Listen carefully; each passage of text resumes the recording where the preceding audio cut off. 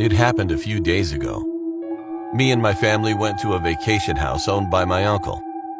I had a great time there since I got to spend some time playing with my siblings in the clubhouse. One day we decided to visit the local mall, which was about 15 minutes away from where we live. My uncle's family went in another car, and we went in our own. We didn't exactly know where the mall was, so my sister sent us the location, and we followed that. Suddenly, our car stopped in the middle of the road. Fortunately, nothing bad happened, and we somehow managed to park our car beside the road. I called my sister, who was in my uncle's car. They said they had been pulled over by the cops because their car was a four-seater and there were 6 people sitting in the car.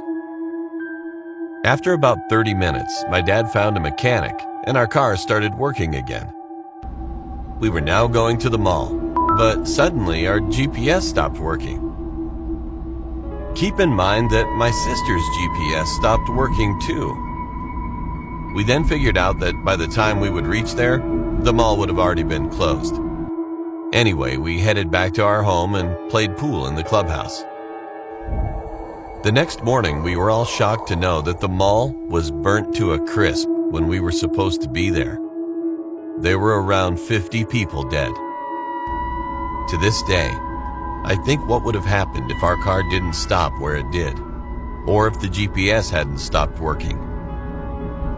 It still gives me chills.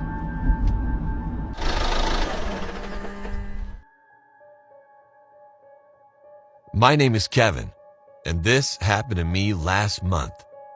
I was camping with 2 of my friends. We booked a spot at a large campsite in a forest that's right next to a lake and a beach. On the second night of our trip, I woke up from my sleep to use the bathroom. The bathrooms were located in their own individual building, and to get there, you have to walk down a dirt road through the forest. While I was walking to the washrooms, I felt like I was being watched. Luckily, I made it to the bathroom safely. But on my way back, I started to hear fast footsteps behind me. I turned around, and following right behind me was a scarily tall human-like figure. The only thing I could see other than its silhouette were its beaming orange eyes. I immediately started to run as fast as I could, while the figure ran behind me. I cut through some trees and bushes and hid so that it lost my tracks. I eventually made it to my tent, but I decided to quickly peek out to see if the creature was gone. To my surprise, I saw the tall figure walk to the lake's beach and start digging a hole in the sand. It then sprinted off into the forest. My friends didn't believe me when I told them, but I know what I saw was true. And I will definitely never be heading back to that campsite ever again.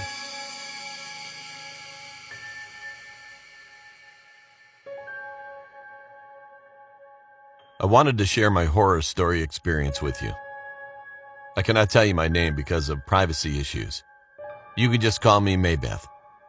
I'm 13 years old and this incident happened to me recently.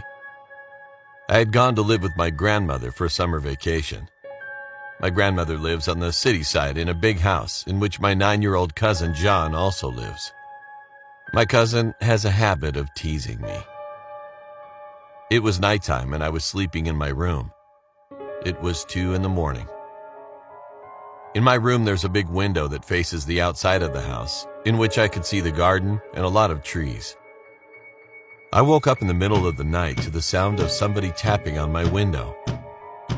It was dark in the room. When I looked around the room from the window, I saw my cousin hanging from the tree outside the window.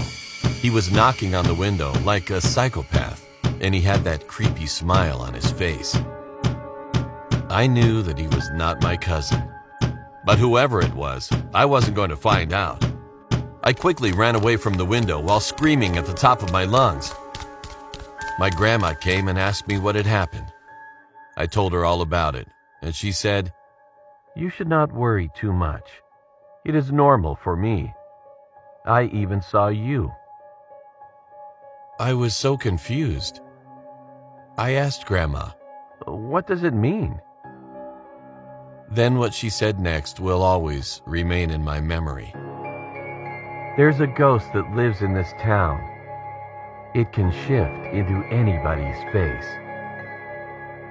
I was so scared after what she told me that the next day, I went back to my house.